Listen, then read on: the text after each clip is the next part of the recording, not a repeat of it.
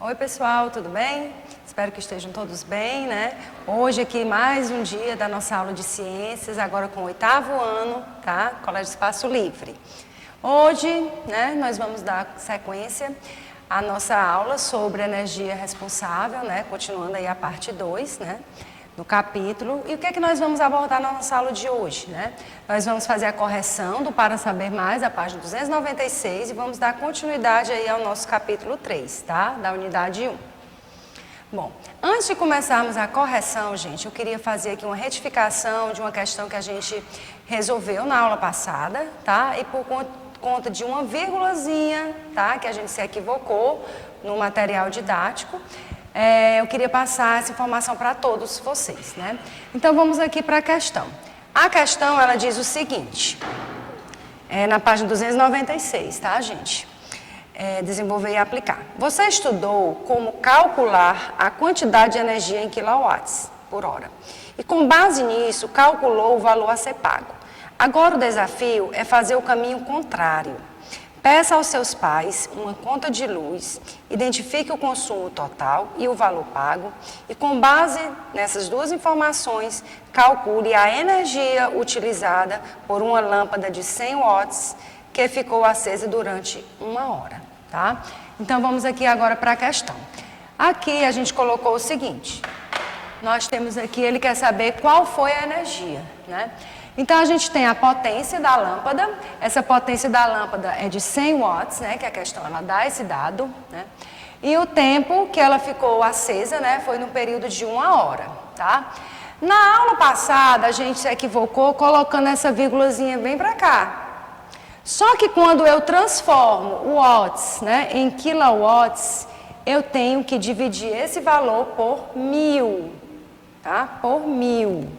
Quando eu divido 100 por 1000, né, eu vou ter 0,1 e não 1, tá? Matematicamente falando, né, a vírgulazinha ela estaria aqui no 100. Quando a gente divide por 1000, são 3 zerinhos, né? Então, a vírgula ela vai andar, né, 3 casinhas decimais para a esquerda. Então, se a vírgula está aqui, eu tenho 1, 2, 3. Então, a vírgula viria para cá, dando o resultado de 0,1 kW e não de 1 kW, como a gente tinha colocado, certo? Então, fazendo essa conversão é o seguinte. Aí, ele quer saber o quê? A energia. Então, a gente tem, né, nós aprendemos no capítulo anterior que a energia ela é calculada multiplicando a potência do aparelho em quilowatts, que a gente já tem, pelo tempo. Né? O ΔT é o espaço de tempo. Qual tempo? 1 hora. Porque é quilowatts por hora. Né? Então, eu multiplicando 0,1 por 1, eu tenho, portanto, uma energia que foi gasta por essa lâmpada acesa de 0,1 quilowatts por hora. Se eu quiser saber quanto me custou isso aí, né? Eu deixar durante 1 hora uma lâmpada acesa, né, que tem a potência de 100 watts, para eu saber quanto é que isso eu vou gastar só com essa lâmpada, né? Na minha questão, na minha conta de energia tem esses dados, tá? Na sua pode ter diferente, mas você faz os cálculos baseados nessas informações. A energia em quilowatts da minha conta é 175 quilowatts por hora, do meu exemplo, tá? Eu vou pagar uma conta no valor de R$ 138,47. Né? Então, eu vou fazer o quê? Uma regrinha de 3 simples. Se eu tenho uma energia de 175 kW e eu pago R$ 138,47, para 0,1 kW, que é o consumo da minha lâmpada, tá? Eu vou ter um valor de X, que é quem eu quero saber, né? Quanto eu vou gastar por essa lâmpada. Então, eu faço uma regra de 3 simples, tá? Multiplico esse valor por esse, cruzando, e esse valor por esse. Então, eu tenho 175 kW por hora, vezes X, 175X, é igual a 0,1 vezes 138,47. Aí, eu vou ter o valor de 13,847, tá? Aí eu vou ter o x, aqui está multiplicando, passa para cá dividindo. Então, eu tenho x igual a 13,847 dividido por 175. E daí eu vou ter o valor de x. Qual que é o x? O x aqui vai ser quanto de dinheiro, quanto de real eu vou pagar pelo fato daquela lâmpada de 100 watts estar acesa por 1 hora, tá? Então, eu vou ter um valor de 0,079 reais, né? Ou seja, de 7 centavos. Na semana passada, a gente colocou essa questão por conta de uma vírgula, né? Na verdade, ela mudou uma casa decimal. Na semana passada, a gente tinha dito que era 0,78, 0,79. Não. Como a vírgula andou uma casa para cá, né, para a esquerda, a gente também andou para cá. Por isso que a gente tem agora esse valor, que seria o correto, tá? De 0,079, que seria o custo para essa energia gasta, ok? Então, essa era a primeira coisa que a gente queria fazer, essa retificação. Depois, né, a gente vai agora passar para a correção da página 296, que foi a tarefa de casa. A tarefa de casa, professora, foi só isso? Foi, mas é uma coisa bem interessante, né? Para saber mais, é uma informação adicional, tá? Vocês entraram nesse site aqui, né, da Copel. O que é a Copel, gente? É um simulador, tá? Que mede a quantidade, né, de energia que você gasta, baseada nas informações, e dá uma previsão de quanto você vai pagar na sua conta de energia, se você tiver tantos aparelhos usados daquela forma, ou se você quiser descobrir, né, quanto é que a minha geladeira gasta durante, né, os 30 dias do mês, tá? Quanto é que, por exemplo, o liquidificador gasta de energia. O liquidificador ele é ligado só tantos minutinhos por dia, tá? Então é possível sim, você através desse simulador, né, da Copel, fazer essa simulação. Lá você entra nesse site, né? E aí você vai selecionar o tipo de energia, tá? Os passos que você vai seguir. O tipo de energia que você está querendo calcular. Então, se você tem energia residencial, né? Pode ter, lá tem a opção de energia rural. Então, você vai lá na energia residencial, que é o que você quer ver, a energia da sua casa, tá? Você escolhe o ambiente da casa, aí lá vai ter vários links que tem o quarto, a cozinha, a sala, o banheiro, né, a área de serviço, e aí você vai escolher, não, eu quero medir a energia, né, saber quanto o meu liquidificador vai gastar por um período. Aí eu vou lá, escolho o cômodo da casa, que é a cozinha, né, já que eu estou escolhendo o liquidificador, tá?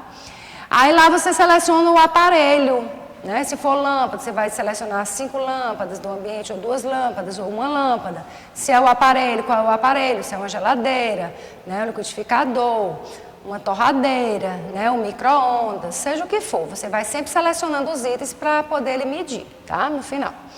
O dia da semana, né? O dia da semana você vai botar se usa todo dia, segunda, terça, quarta e quinta, ou se só usa no final de semana, por exemplo, aquele equipamento, tá? O horário de início do uso e o tempo, né? Eu vou usar, porque isso interfere, gente, tá? Dependendo do horário, a energia às vezes ela é mais barata, né? Tipo, mais cedo, de madrugada. Quando poucas pessoas estão usando, isso aí já diminui o custo. Quando muitas pessoas estão usando, o custo já aumenta, tá? E o tempo que foi ligado esse aparelho, se ele foi ligado 30 minutos, 5 minutos, 1 hora, durante o mês. E aí você vai lá, clica em simular os resultados, né? E aí ele vai gerar o total, né, que você vai pagar por aquele equipamento da sua residência, que vai estar localizado naquele cômodo da casa, né, para poder ter uma previsão, né, de quanto isso vai custar. É claro que isso aí, gente, é só uma previsão. Por quê? Porque o custo da energia vai depender também, como a gente explicou na aula passada, da companhia que fornece energia, né? E também do custo naquela região. Região norte e nordeste, a gente tem um custo maior. Se for um estado lá do sudeste, do centro-oeste ou do sul do Brasil, a gente já vai ter um tempo menor, né? A gente já vai ter um custo menor. Então, né? Mas isso aqui pelo menos dá para a gente ter uma noção, né, de quanto a gente vai pagar daquele aparelho, daquele equipamento durante o tempo do mês. Ok? Bom, Então vamos agora, né, falar sobre a eficiência energética. Como escolher um determinado equipamento, né, e que tem uma maior eficiência energética, né? O que é primeiramente um equipamento eficiente energeticamente? É aquele que vai ter pouca perda de energia, né? E que isso vai ter um custo menor para você. É aquele que vai aproveitar da melhor forma a energia, diminuindo, portanto, o custo, né? Nós temos aqui uma imagem que mostra, né? Isso aqui na verdade é um selo, né? É um selo de desempenho, né, que é um equipamento de consumo de água, no caso esse aqui seria um selo de um bebedouro, tá? Cada equipamento ele vem com esse selo de eficiência de energia, ok? Quem é que faz, né, quem é que propõe esse selo? Primeiramente o Instituto Brasileiro de Metrologia, né, que é o Inmetro, e Eficiência de Equipamentos Eletrônicos, ele vai garantir, ele em 1993,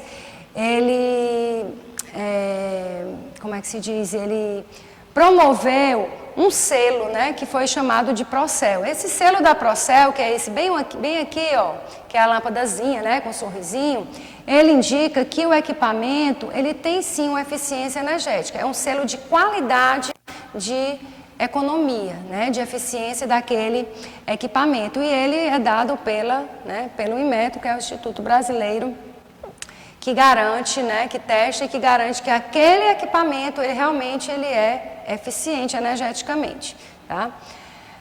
Aqui a gente tem, ó, a eficiência energética, né? A eficiência energética, a gente tem algumas variáveis. O consumo de energia em quilowatts por mês, né, que é o que nos interessa. A eficiência energética dele, né, se ele perde pouca energia, ele é um equipamento eficiente, tá certo? E aqui o registro de segurança, né? Que também existe esse selozinho que garante a segurança, né, daquele equipamento, tá? E a eficiência de energia, gente, ela também está relacionada a algumas atitudes do nosso dia a dia, né? Como melhor utilizar esses equipamentos, quanto menos a gente puder utilizar menos aquele equipamento, utilizando coisas do ambiente para diminuir esse impacto ambiental, porque toda energia ela tem um custo, né? Não só financeiramente, mas um custo ambiental. Então, quando a gente muda algumas atitudes, né, como a gente vai mostrar adiante, que a gente pode fazer no nosso dia a dia, a gente está ajudando o meio ambiente, está economizando energia, né, e está tendo essa eficiência energética melhor em termo ambiental. Bom, vocês já viram essa etiqueta aqui na casa de vocês, em algum equipamento? Acho que certamente sim, né? Aqui mesmo na sala de aula de vocês, nós temos várias coisas aqui na escola que tem essa marquinha aqui, tá? Na casa de vocês, talvez vocês encontrem na geladeira, no ventilador, né? Se tiver ar-condicionado também, a etiquetazinha do ar-condicionado, tá? Então, essa etiqueta, ela foi criada, né, pelo Procel e pelo Inmetro, com a finalidade de quê? De informar o consumidor para que ele possa escolher, né, um equipamento mais eficiente com menor gasto de energia para ele. Ele tem a opção de escolher. Então, aqui a gente tem essa etiquetazinha, ela mostra a eficiência em 7 categorias, da categoria A até a categoria G. A gente observa, inclusive, até as cores, né? Categoria A é verdinho, categoria G já é vermelho, tá? Então, a categoria A, gente, de um equipamento eletrônico, ela é aquele equipamento, indica que aquele equipamento, está aqui ele, A, né? A letra indica a eficiência energética, ok? Então, se ele é A, esse produto aqui é A, ele vai ser um equipamento bastante eficiente e econômico, tá? De energia elétrica. Ah, professora, mas lá na minha casa, a minha geladeira, o meu ar-condicionado tem a letrinha B, né? A letrinha B está no segundo tópico, não é tão eficiente quanto A, mas é melhor do que se ele fosse aqui uma categoria D ou uma categoria E. Então, quando você for comprar um equipamento eletrônico, né, você não, seus pais, por exemplo, falem essa dica para eles, né, que a letrinha A indica justamente que aquele equipamento ele é mais eficiente e que vai ter um custo de energia menor na sua conta no final do mês, Tá? Aqui a gente tem o consumo daquele equipamento de energia em quilowatts por mês, é esse valorzinho que vai estar aqui, você pode inclusive observar em algum equipamento que tenha na sua casa.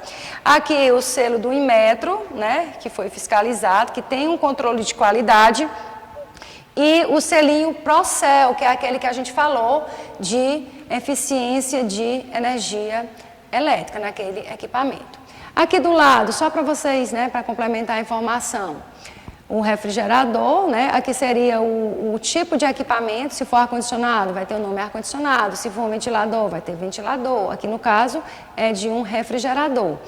Aqui indica o nome do fabricante, né, a marca comercial, a logomarca, e aqui indica o modelo, é um código que se tem do próprio modelo. Mas falando de termos de eficiência energética, o que mais nos chama a atenção nessa etiqueta vai ser essa parte que vai mostrar se ele é ou não eficiente, muito eficiente, tá?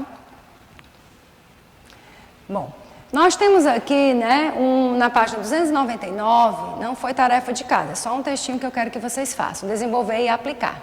O que é que eu quero de vocês?